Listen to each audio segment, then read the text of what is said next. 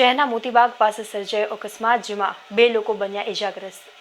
ભાવનગર શહેરના મોતીબાગ પાસે સર્જાયો અકસ્માત, જેમાં મોતીબાગ પાસે જઈ રહેલ 3 વ્હીલ રિક્ષાએ 2 જેટલા લોકોને અડફેટે લીધા હતા।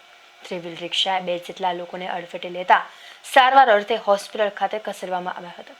ઘટનાને પગલે લોકોના ટોળા એકઠા થઈ ગયા હતા। ટ્રાફિક પોલીસ બનાવ સ્થળે પર પહોંચી કાર્યવાહી હાથ ધરી હતી।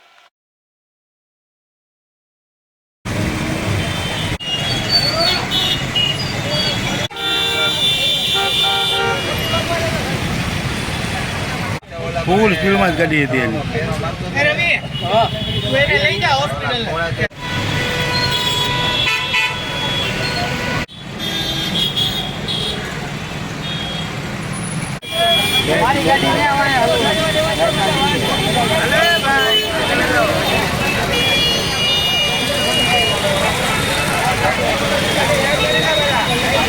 જવા નથી